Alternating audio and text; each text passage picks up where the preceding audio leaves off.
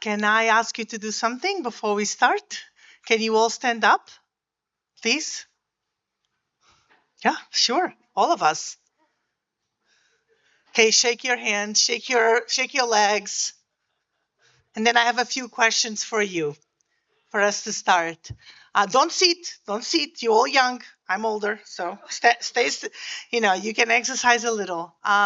So, of all of you here in the room, how many of you have ever done any work specifically focused on women and girls wherever you work, either research or a community center, what have you? How many of you? You can also answer just with your a show of hands. Okay. How many of you have done or work on community networks or community centered connectivity solutions? Okay. Now, how many of you have done that together? Okay. 4 out of all of these people, well, 5 with Sarbani of all of these people in the room. Now, why am I asking you those questions? You see the title of our panel this afternoon, right? It's about women-led communities. Can we build equitable community networks as an alternative to platformization? But really the question is, can we build community networks that answer the needs, right, and the wants of women and girls in the communities where the networks are serving, right? And I am very, very fortunate to have these amazing 3 women and all of you in the room to share your experience and your knowledge with us today. So it's okay, you can see it. The 3 of you that had your hands, or 5 of you that had your hands up for all of those questions, I'm going to go back to you and ask you a couple of more details. But I wanted to start with these 3 wonderful panelists, Sarbani Banerjee, Balur, who's a professor at the university here in Hyderabad, Mahima Sonal, who's a socialpreneur, okay, and Gayani Pereira from Sri Lanka, the foundation IK, yes, IK. And these 3 panelist speakers were specifically selected to talk to us and to share with you their experiences because they have been working and practicing exactly how to address some of the questions that I was asking you. Okay? So you have the benefit of hearing from them today, same as I. I hope some of you will join us with some of your questions, some of your experiences. But I wanted to start by asking all of them first to give us a bit of a very quick summary of how they think about community, women-led communities, and community networks as a topic, as an issue, and how are you working in that area? I think you need to translate, right? And how you are working in this area in your organization. So just very briefly, how your specific work addresses this issue, and then we'll go through our specific rounds of questions, okay? So in the foundation, how do these 2 themes come together in your work at the university, but also as a consultant, Sarbani, and Mahima in your work as a socialpreneur, okay? Thank you. You have, is that, I want to make sure people hear you properly. Okay. Right. Yeah, good evening, everybody. Hello. Yeah. Yeah, okay. And So first, just a little introduction about your work in this area, yes, so people know. yeah, I'm Gayani Pereira from Sri Lanka, and at foundation.lk, actually, I A little louder. yes, I am managing 2 kind of projects. One is Hitavati, we say hitavati.lk, and other one is Digisavi. Hitavati is mostly we are leading women how to be safe in the cyberspace. And 2 Digisavi centers throughout the country, We have a network of centers, and there are a lot of communities, women leaders, and women entrepreneurs. So we are guiding them and awareing them on how to use technology without any fear. Yeah. Thank you. Thank you. That's good. Sarbani? Hello everyone. So I currently I work at BITS Pilani Hyderabad campus as a visiting assistant professor. Earlier to this, I was in IIT Bombay as a senior research scientist, where I actually worked on the rural connectivity project with Professor Abhay Karandikar, the current DST secretary, and Professor Prasanna Chaporkar. It was at that in this village where we set up the seeded the community network to grow, and the community network's name is Aple Pathardi. So it is in a very remote location in Maharashtra, in Palghar district of Maharashtra. So the thing was that connectivity, when enabled in these villages, it actually is used mostly by men, not by women. So the women wanted to participate in the connectivity journey in the village, and that is the reason why the project that was seeded in Pathardi, called Aple Pathardi, was the women first approach to connectivity community networks. And there we initiated the model of a e-dost with the help of BIF Development Research Foundation in Pune. They had their field location there, and that is where we enabled the women in the community to use only the Wi-Fi through the Bluetooth in their mobile phone, and have a biometric device, and enable the digital services that the government of India is enabling for the people in the rural areas, and they are not able to do that, access it. Just that has been enabled in the villages. So it is also a way by which women are leading the community network in this village and also empowering themselves. Yeah. Thank you, Sarbani. So, Mahima. Good morning, everyone. My name is Mahima Sonal. I am from Uttarakhand. My village name is Duktu Panchachule in Dharma Valley. I am currently working Digital Empowerment Foundation as a Suchna window. Uh, अब- हाँ, तो जो मैं DF में काम करती हूँ, मतलब जैसे हमारे गांव में पहले बिल्कुल नेटवर्क नहीं था। डीएफ की वजह से वहाँ पे नेटवर्क आए, और वहाँ पे जैसे पहले बहुत दिक्कतों का सामना करना पड़ता था, क्योंकि हमें काम करवाने के लिए जो हमारा गांव है और जो मार्केट है 5 किलोमीटर दूर है मार्केट, तो बहुत से प्रॉब्लम फेस करना था। जैसे हमें सबसे पहले तो हम अपने गांव से निकलते थे, पहले गाड़ी का वेट करो 5 किलोमीटर, मतलब वहाँ पे रुक के बहुत मतलब वेट करना पड़ता था। 1 घंटे 2 घंटे लग जाता था हमें वहाँ पे वेट। बड़े मुश्किल से हमें गाड़ी मिलती है।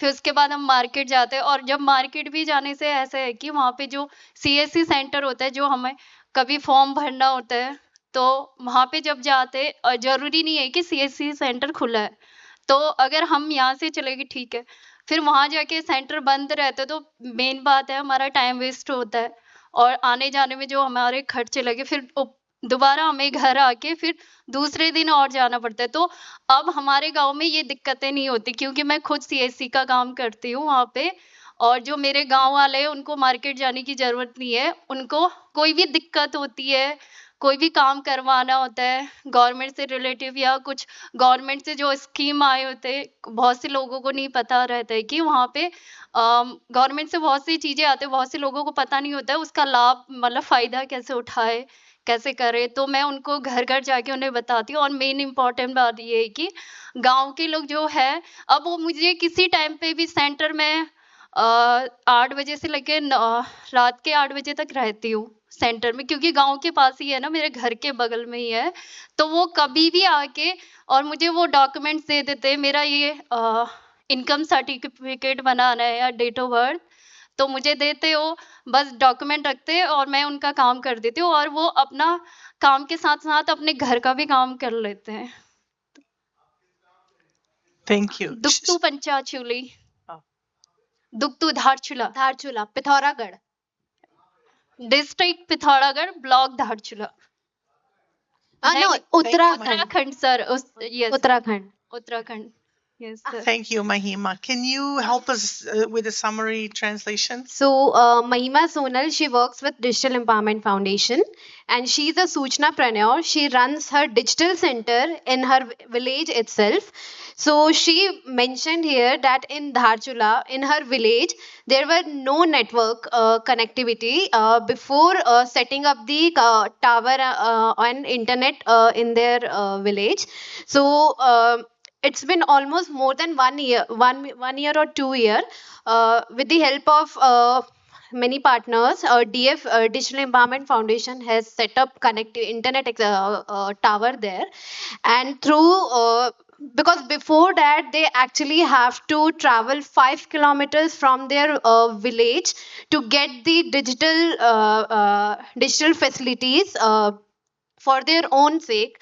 But while like when we set up the connectivity internet there, so in their village we have like almost we have 10 centers, 10 centers, and out of those 10 centers we have 7 or 8 women Sujnapreneurs who are running the digital centers there, and they are actually helping their communities to equip them to empower them with the digital services. So Mahima is one of them, and they have actually helped the technicians there to setting up the network. So we will talk more about that when Sonia will ask them questions. So Thank this is you. a short introduction. Yeah. Thank you so much, Pranita. Thank you, the three of you, for starting with that. So, one thing that is interesting about this topic and that really makes us want to talk about it is that, as you just heard briefly from their experience, there are lots of reasons why we need to think about women and girls specifically when you think about connectivity projects, and especially when you think about communities. But what makes a project very unique when you are thinking about women, when you're thinking about girls? What are the kind of characteristics that make it unique, that make it address some of the gaps that the different communities face? And so I wanted to start with Gayani and for you to tell us a bit more about your projects, but specifically not just what makes them unique, but how do you address some of the skills related concerns and barriers that have been identified that women face for several cultural, social, and economic reasons in the places where you have the projects that the foundation and that you manage? Yes. We have a project called Hitavati, where we have, especially for women and children, especially women, for them to teach and for them to give courageous using internet without any fear. Because we were get a lot of cases related the cyberspace, social medias, using Facebook and all. So with some fake accounts and hacking accounts, bullying type of things. So they may commit suicide, and they come to different kind of harassments. So we are guiding them and continuously advising them how to use without any fear. And if you have get into any trouble kind of social media cyber harassments, so we are guiding them how to report and what are the steps to do and how to do the reporting and such things. Also we are through these digi service centers, there are a lot of women lead communities there in the grassroots levels. So through those centers we are educating them to make them aware about the digitalization and making the digital gap actually. So so far we have 30 centers around the country, and there were a lot about other districts also. So 30 centers spread out among 15 districts. So through those centers we are awareing them cyber safety and and also educating different kind of audiences, women who are in kind like of housewives, and who are doing entrepreneurships businesses, and some of working women. So they also sometimes caught into some cyber harassment, cyber bullying. So we foundation.lk under hitavati.lk, we have a help desk. So a lot of inquiries coming in, and we are guiding them. Always we are guiding them and advising them to how to safe in the online, and also the technologically how to setting up their social media settings and all. Yeah. Thank you, Gayana. That's very interesting. I was wondering, in your particular projects, right, do you feel that um, giving all of those skills not only has empowered women and girls, as you were mentioning, but did it give them new skills to explore new ways and new things? So, say, for example, you talked about Yeah, exactly. women from different backgrounds, but Yes, did that change the opportunity that they had? Yes, actually, yeah, they have empowered, and after while giving the awareness and trainings, they have built up their encouragement. So they have given up their fears. So without any fear, they are using internet and digitalization, and so they are doing their businesses through online. So they have grown up their lifestyles. So actually, yeah, in even rural areas, women, they have working with strong courageous. Yes. Great, thank you, thank you. Sarbani, as a researcher, but also as a practitioner, person that has worked on a couple of these projects, I wanted to ask you, first of all, if you could share what's unique about your experience here in India, and what were some of the biggest barriers that you had to address, and how did you address them? It would be interesting to understand. And then for the colleagues that are, I think, from Indonesia and from other projects that shared that they were doing similar work, I would love to ask them the same question in a little bit. So if you don't mind sharing some of that with us, that would be great. Yeah. Sarbani. Yeah. So when we enable connectivity in these rural villages, we often forget that this connectivity, who is using this connectivity? Are we putting up the access points in a location which is accessible for women? Because these were some of the challenges that we faced in our projects in Palghar district of Maharashtra, where the access point was put up in a location where the women were not able to go out of their house after 7 o'clock in the evening to access the access point. So it was of no use, and it was being used mostly by the young guys and the men in the village for using internet connectivity over there. So this became a big problem for women to not use it. And I should tell you that in some of the interactions with the women in these villages, they came up and they told that, can you put up one of the access points near the well? Yeah, because the well is the location where they are interacting, where they are socializing with all the other women. And they actually specifically asked me, can you put up one of the access points, replace one of the access points, and put it up near the well? So this is one thing. So then what we did is that, not near the well, but we put it up in a school teacher's house, wherein the women could go and they could access it after it is dark.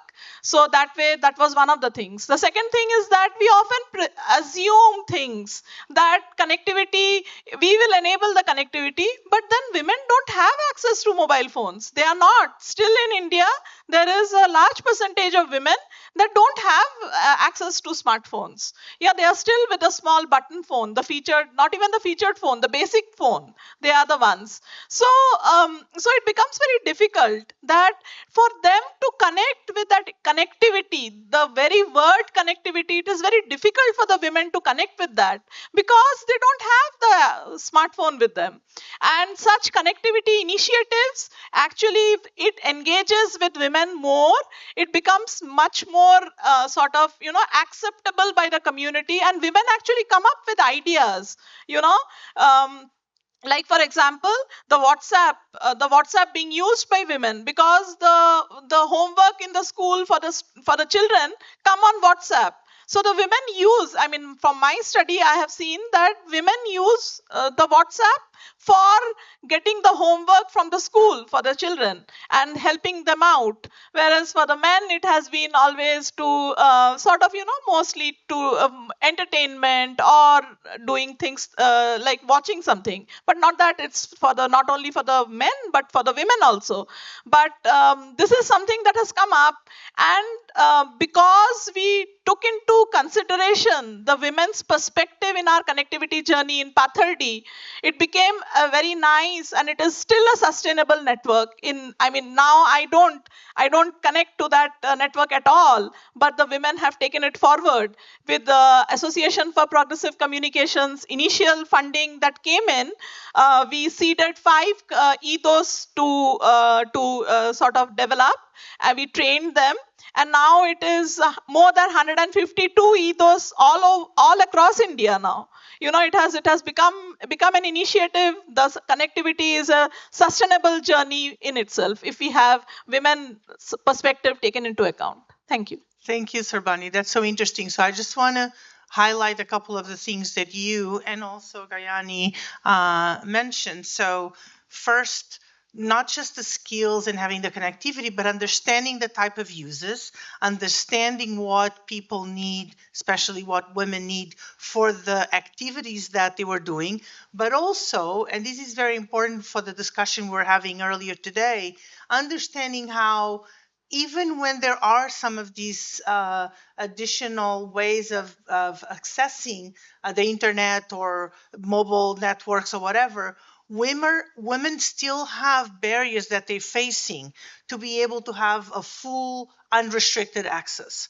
And that's really important because one of the things about the centers, like the center that Mahima works with, is that it creates the conditions not just for women to feel welcome, but to learn how to use different kinds of devices, different types of equipment. Maybe you can translate to her after. And thank you, Pranita. But it's important to make that connection, right? Because as you were pointing out, Sarbani, if women are going to be using mostly feature phones, which means they don't have meaningful connectivity and they are restricted by the fact that they don't have a functional device, like many of you in this room have, that you can access to the internet, you can make calls, you can text, you can access information, what have you. Often they don't have. So creating the possibilities for that, either at the individual level or at the community level, it's really important. So even if it's either with a center, with a project, with one of the ones like the one that you run, etc., it creates those opportunities. And we can then design and think about these, not just the networks, but the different access points as places where those conditions can be created, not just in terms of skills, but allowing women to then explore and use, however they decide, right, that particular level of connectivity. So I wanted to ask Mahima, where's Oh, you will? Okay, thank you. I was going to ask her if she could share with us a bit about how the way they set the center, how the particular center that she runs, some of the things that they do differently, like you were sharing earlier, to accommodate women's lives in the communities that they serve. It could be schedules, it could be space, what have you.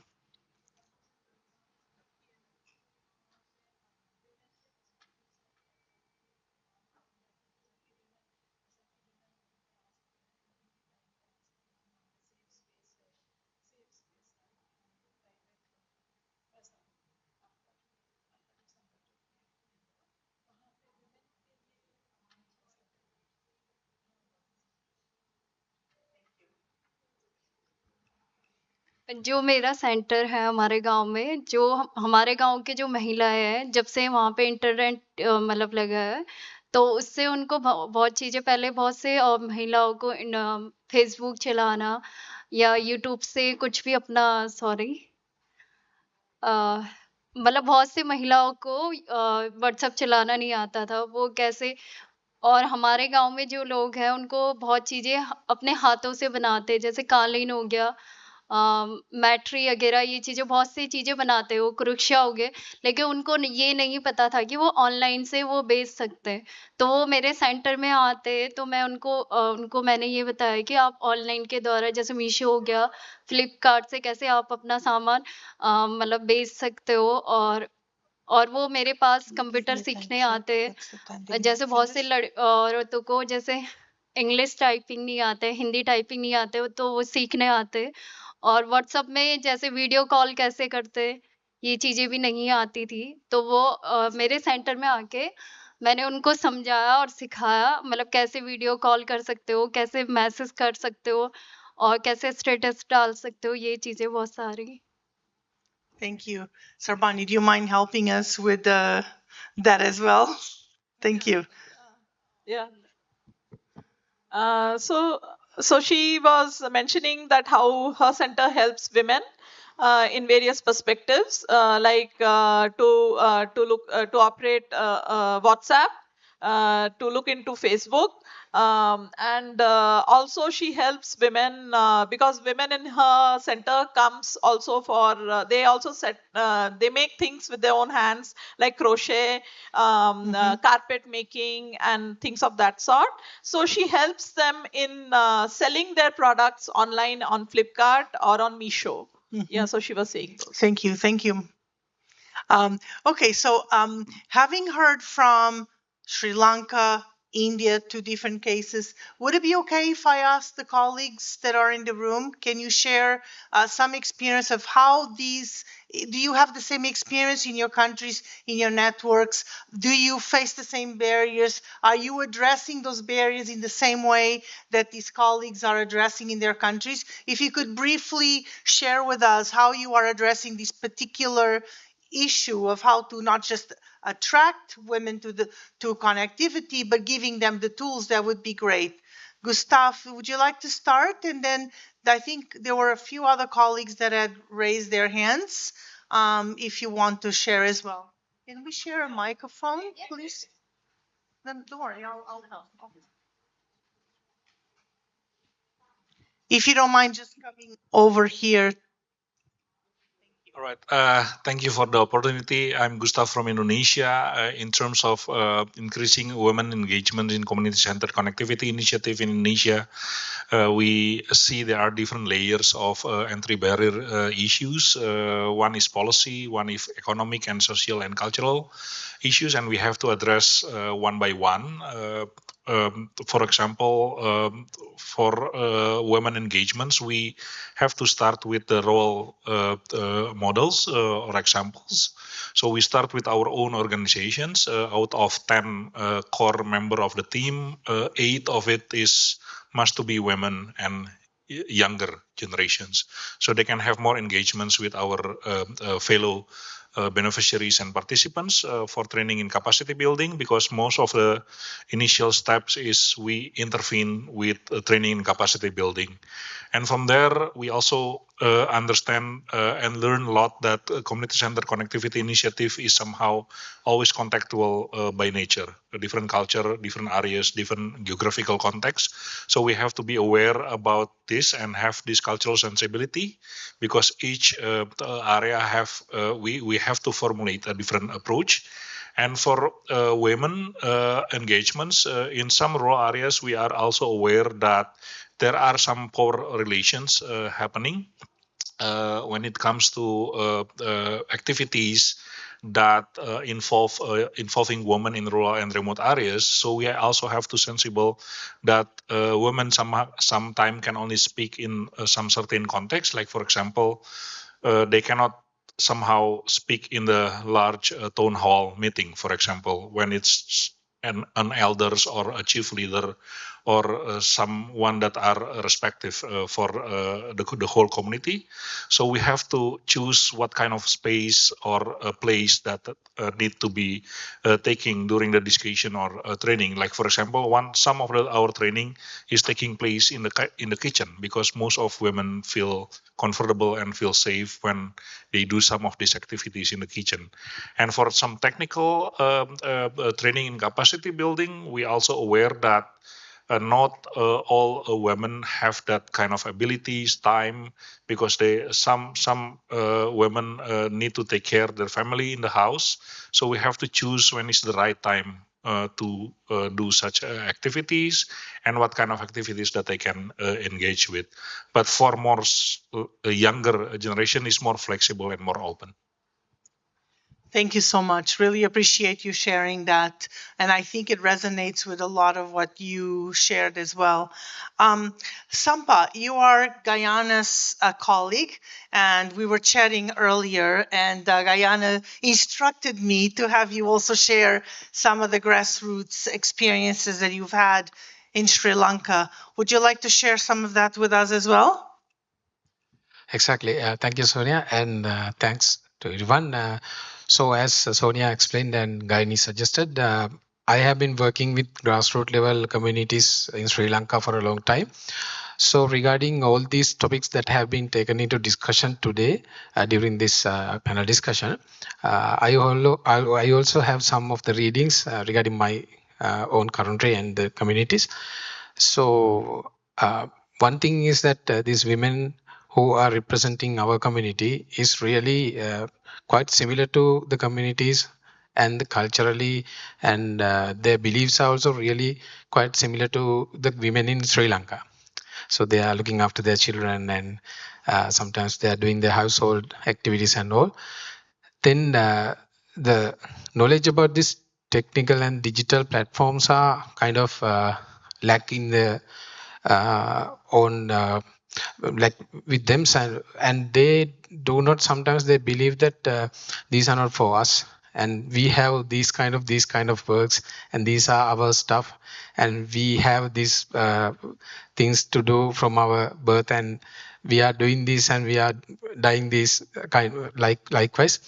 So that's what they are really thinking, and they have been trained, I think. So that's what we have to change.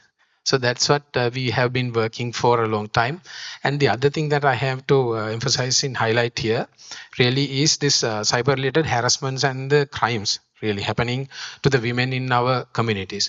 So as I mentioned, both, not only in two countries in this Asia Pacific region, most of the countries and most of the women are thinking, and the thinking pattern is also the same.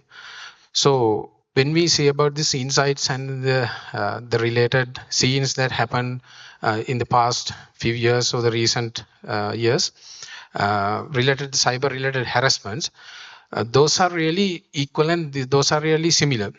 So for that, I think there should be a discussion, or there should be a platform that to discuss all the women and to share their thoughts and their experiences and the ways that they face to these kind of harassments and how they can come out from these things. And if you are being a victim of this kind of a harassment, there are so many ways to get out of that. So most women nowadays do not have that knowledge. So because of that, they are going for alternatives, and sometimes they are choosing suiciding. So that's a tragedy, actually. So some cases are even not reported in our community as well as. So there are sometimes they think that they are ashamed in front of the society if they reveal their experience and if they talk this in common, so in publicly. So that based on that perspective, so some women are subjecting to mental depression, and they are finding solutions from other people, and they are facing so many other related and so many other kind of bigger problems. So for that thing, I think we will have to find a solution within the region and have a discussion, and all together we have to work with as the digital service providers and digital people who are working with internet and all. We will have to find a solution in the future and to keep our women safe. Thank you, Sonia. Thank you, everyone. Thank you, Sampad. And very good, very sad to hear some of that experience, but also really important to recognize. One second. Very nice to hear that people, that you and others are considering these. And these are some of the questions that, of course, community centered solutions also need to be aware, right? Not just when they're designing programs and projects, but creating also the possibility of addressing some of these challenges, which are very complicated when it comes to these kinds of abuses, mental health challenges, etc. But absolutely critical as well.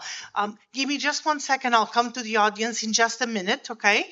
I want to ask Sarbani and Gayani if you want to add anything to some of what you just heard, and then we'll get some questions from the audience and come back to us again, okay? Sarbani and then Gayani. Yeah. 10 more minutes. To add to that, the thing that I would like to mention from our villages where the community network has been set up is that utilization of the connectivity is that is also a big barrier in itself. We often think that women don't have the digital literacy skills. Yeah, but it is not related to digital literacy at all.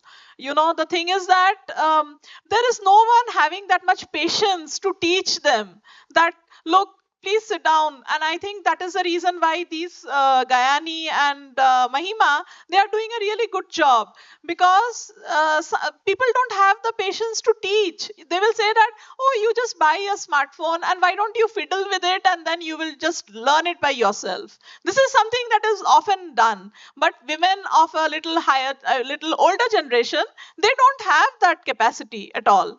And we often think that this is just digital, not having digital literacy. It is not related to that. Yeah, so I think that is also one more thing. And given that we should come out with the community, sit down with the community to understand what will they use the network for, and this is what has been like. Women in our network, they told that they would like the connectivity, be it online, be it offline. It should make their standard of living a little better than what they want, what it is now. And then we were racking our brains thinking that, what is it, how can we make it better for them, their standard of living? Yeah, we can't ensure them money, we can't give them money, so how are we going to do that? So that is when we came up with the cultural repository, that okay, women have this repository, women have this knowledge, let us build a cultural repository around it. And then they create stuff, and that is where Mahima is also working along with the women in her communities, where they are selling the stuff, where they are selling the crochet and the carpets online in Misho and Flipkart. Yeah, so that. Thank you. Can you pass on to Gayani? Yeah, like Professor said, yeah, we have to empower all the women using digital devices, living with digitalization without any fear. So that's why we are awareing them through Hitavati and DigiSurvey projects to make them digitalize. So awareness, giving them more and more awareness on cyberspace and social media and digital devices. So as Sonia said, we also continuously conducting awareness sessions, especially for mothers who are in parents mothers. So we are getting the approvals from the schools once they have conducting parents meetings. So we are having separate sessions for parental sessions. So we are teaching them how to use WhatsApp especially, and the parental controls and all. So because some of them are already aware, but some of them, they don't know, they are housewives actually. So we have build their strongest to use digital. Yeah. Thank you. So really adjusting to the needs of the women and creating the space, the possibilities to facilitate and to improve their lives as mothers, for their children, for their businesses, what have you. So let's hear from the audience a bit, and then I'm coming back first to Mahima and then to you. We had a question from this gentleman here. Anybody else had a question or a comment? Raise your hand so I can see. Yeah. Hello. Thank you, Sonia, for the opportunity. My name is Sanjay Gadale. I have two perspectives to share relevant to this entire panel's discussion. मैं हिंदी में भी बोल सकता हूँ तो mix कर लूंगा मैं आपके लिए महिमा जी. And I understood that Mahima's village is on the border of Nepal. In fact, that essentially confused me. That's the reason I asked her which state was she from and where was she from. And there's a huge Tibetan influence. जिसके लिए जो है आपका carpets और बाकी सब सामान भी जो बिकता है वहाँ पे. And the whole thing was a trading outpost. Now, I have had both the urban as well as a rural interface because I've been a mentor to the Goldman Sachs program through ISB, for which basically gave me the interface for the entire urban educated women who basically were looking at building up entrepreneurship skills to be able to look at various domains, which included healthcare, education, artisanship, etc., etc. And then in Akola in Maharashtra, as well as I'm very well aware of the fact that IIT Bombay was one of the first campuses which actually enabled e-commerce even during our early days when the internet had just come in. So they would have transferred that to the various communities. So the issues that are common to both essentially comes again from what Madam mentioned, the fact that there is a huge amount of cultural issues that are involved. Not having the time to communicate and educate and make the people aware is one of the first needs that has to be addressed in the community, so that you create a safe space which allows the women, माने एक अच्छी जगह रहनी चाहिए जहां पे लोगों को अपने क्वेश्चन प्रश्न और उत्तर जो है मिल सके और उनको जो है ट्रेनिंग मिल सके. People, a place where they can actually get an exposure to how they can use it in their day-to-day lives. The socio-economic space is actually a very important intersect which it has to address. And then the remaining things, the women are intuitive enough, all the communities intuitive enough to pick up the other things and build upon it from there. And one has to just remain there as a guide and a coach and give them the opportunities as and when the problems arise, so that you can actually debottleneck that entire story and take it to the next level. So essentially this is true across the world, across the community. Sri Lanka is very close to a Tamilian culture, Tamilian as well as Kerala and Malayali culture, and the same patriarchy actually holds the women there as well from coming into the picture and being active part of the entire activity. In Hyderabad, for example, we have through Dr. Reddy's lab one initiative that was running called Center for Social Innovation and Management. I'm actually a guest faculty on that as well for social entrepreneurship capacity building. So we have, for example, Rubina, who founded Safa. I don't know whether she is one of the invitees. Maybe in case you actually find time, look for safa.in and you will come to know how she has developed over the last 15 to 20 years a complete platform which enables skill development as well as communities from rural and artisan stories to actually reach the corporate phase, to be able to actually be a part of the merchandising team as well as the remaining, Thank you. Yeah? Pardon? Oh. Yeah, of course. So that's actually started off from enabling the girl child who was not able to complete her education to basically जिन बच्चियों को जो है अपने घर से support नहीं मिल पा रहा था पूरा अपना एजुकेशन कंप्लीट करने के लिए, उन लोगों के लिए कारीगरी का जो है फैसिलिटी और ट्रेनिंग सेशन इन्होंने सेट किया. रुबीना मदर है इनका नाम, safa.in है उनका site. So they gave them both jobs, ability to actually contribute financially and also help their families financially and complete their education because the platform came into the picture. So these sort of community enabling initiatives, if the Digital India initiatives that we are now coming out with a mature 10 and 15-year experience that we have in various countries, is actually enabled, I think we are just touching the tip of the iceberg, and there's lots to do. Thank you. Thank you so much. I was wondering, I see a lady in the back. You're looking at me. No, you're right there. Yeah. Didn't you say earlier that you were also leading a community network? Can you get the mic so everybody can hear you? Yes, my name is Harleen Minocha. I'm from MASH Global, which is a social impact organization in Delhi. But I also run self-funded, so to speak, initiative, which is around political advocacy and inclusion of women across the world. And yes, so it's called Great. Girls in Global. But like we were discussing in the previous panel, that the funding is a big issue, and which is why such initiatives of community building, um, be it around political empowerment, social empowerment, economic empowerment, kind of are set to fail because of the fact that there's not enough funding and not enough awareness as to what kind of gaps we're trying to fill. So yeah, that is a big challenge that we're facing, and it's great to hear sabka opinions here from what you all are doing. Great work. Thank you. Thank you also for sharing that. So yes, you have another question there.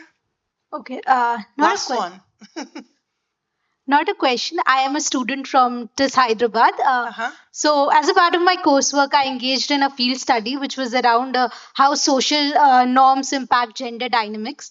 So, one of the observations that I had there, that though women, most of the women did not have mobile phones or access to such devices, and those who had, by any chance, there was a strict system of supervision. So, whatever they're using, it's being supervised. People are questioning it, and if they're using it to a somewhat greater extent, then they're not good women. So this conceptualization, and we are talking about safe spaces, but it is also important to connect that even if we create such community spaces there where women come and learn and do things, but after a while when they go back home, and if what have they learned and what are they doing there is being supervised, women will never have an autonomy. So what also needs to be done is to connect these community spaces to safe spaces all over.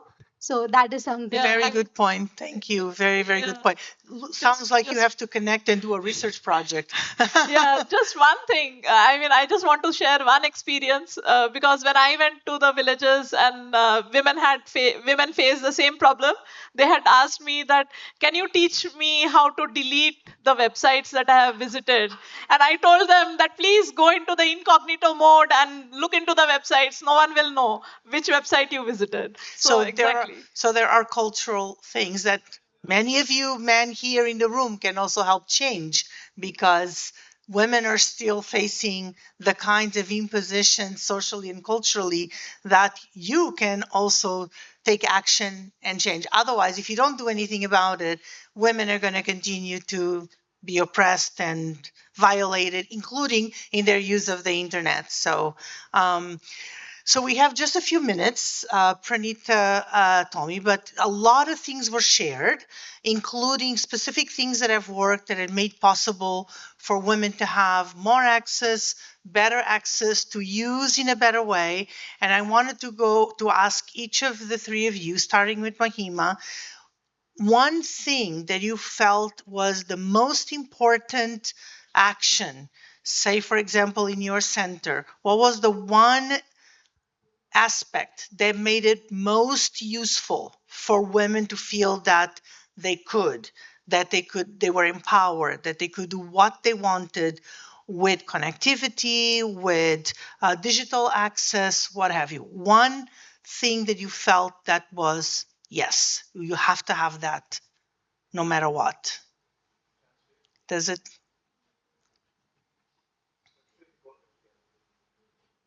And to each of you as well. So what is one, maybe two, but ideally one thing that you feel it's like it's a non-negotiable you need to have? Not that the other things are not important, but I want everyone to think about one thing that they can do as they go through their projects, their work, that will always remember. Okay? So let's...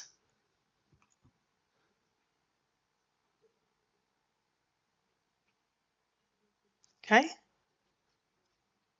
Thank you, Pranita. Yes, that's good. हाँ ma'am, जैसे network आने के बाद हमारे जो गाँव की महिलाएँ हैं, उनको मतलब उनके अंदर बहुत सारी चेंजिंग आए। जैसे पहले कुछ नहीं आता था, उन्हें मतलब कुछ करना ही नहीं आता था, फ़ोन चलाना नहीं आता था। तो अब उनको मतलब अब मैं पर्सनली घर-घर जाके भी मैं उनको बताती थी कि फ़ोन कैसे चलाना है।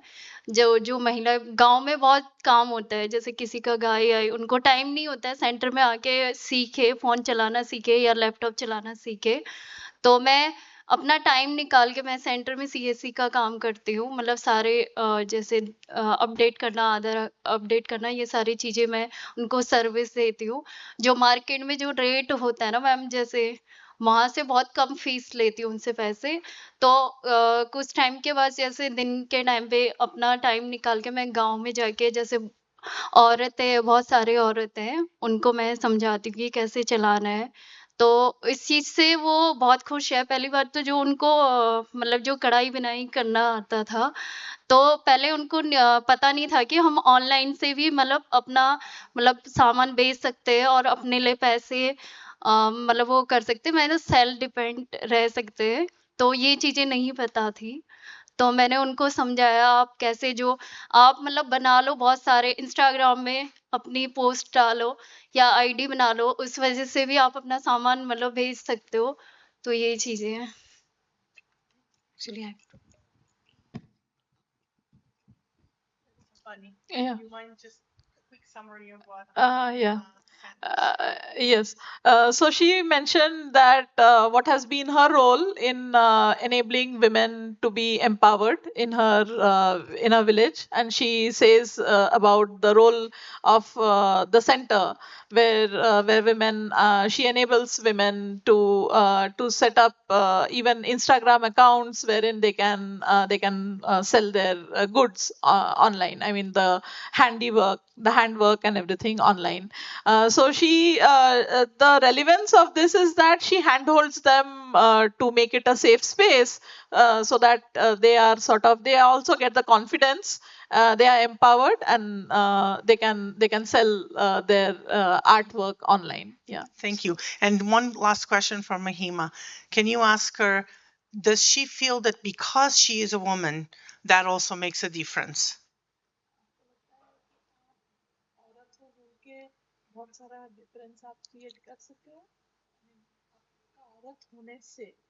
अगर आपके जगह में कोई मर्द होता तो वो इतना कर सकता क्या जैसा मतलब आप बता हाँ ठीक है हाँ बताइए हाँ ऑनलाइन Yeah. हाँ मैम, जैसे मैं एक औरत हूँ तो मैं औरत की फीलिंग्स समझ सकती हूँ ना, मतलब कि सॉरी मैम। बोलो बोलो Yeah. अरे बोलो मैं एक खुद महिला मतलब औरत महिला हूँ, तो मैं उनकी फीलिंग समझ सकती हूँ, उनको मतलब कैसे समझाना है, वो मुझसे खुल के बात कर सकते हैं। जैसे अगर मेरे जगह कोई लड़का होता, तो उनको क्या-क्या दिक्कत। और मेन इम्पोर्टेंट बात है कि जब मैं उनको बताती या कुछ बातों-बातों में ऐसी चीज़ें निकल जाती, जो उनके घर में दिक्कत चलती है, तो वो मुझसे शेयर करते, तो मैं कोशिश करती हूँ कि जो उनकी जो प्रॉब्लम है सॉल्व करने की। तो बहुत से औरतें हैं वो अपने प्रॉब्लम्स शेयर करते हैं और मैं उनको उनकी हेल्प करती हूँ कि कैसे उस प्रॉब्लम से निकल सकते हो। तो ये चीज़ें हैं। Yeah. Thank you. So she's saying that she being a woman has actually helped because she can understand the women's feelings. The women also open up in front of her to tell about their problems and the sufferings that they face, and she gives them the opportunity to share that safe space to share. Yeah. Thank you. Yeah. And I wanted to ask this specific question because women's leadership is really important. And so having women managing, leading projects, leading community centered connectivity solutions, community networks, organizations is critical because other women will also feel that not only they can be like them, but also they will learn, they feel more comfortable. So it's really important. Another thing for everyone here to think about is to give those opportunities to women because not only they deserve, and the research shows that when there's more women leading these projects, there's a higher impact. So don't forget that. So Gayani and then Sarbani to finish. Yeah, in a short way, I would say we'll building the digital confidence for all of our women. Yeah. Thank you. Sounds good. Sarbani? I think the thing that I would like to mention, and I also work together with the women in creating a seamless space between online and offline connectivity, making it meaningful to them. Every time you don't need to be online to make yourself available to everyone or your needs. Yeah, so that seamlessness between the online and the offline space is something that I teach women in my villages, that please don't rely on being always on 24 into 7 online. Yeah, so make that distinction between the online and the offline space, and make your connectivity meaningful, be it online or offline. Thank you. That's wonderful. So I hope each of you, as we thank our wonderful speakers and all of you here in the room, I want you to think of one thing or two things or three, but at least one that you take from this discussion and you're going to carry with you.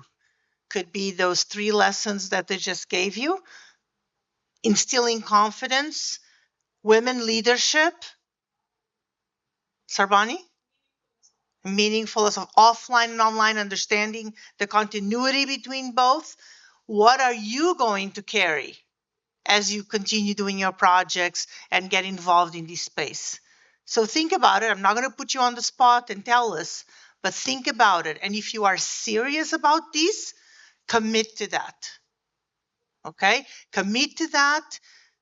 All of you men, think of something you can do to make things not just easier, but more meaningful to the women in the projects that you are working on, and everybody else, including women. What is something that you can do? So think about that. Don't just end the session without thinking about an action.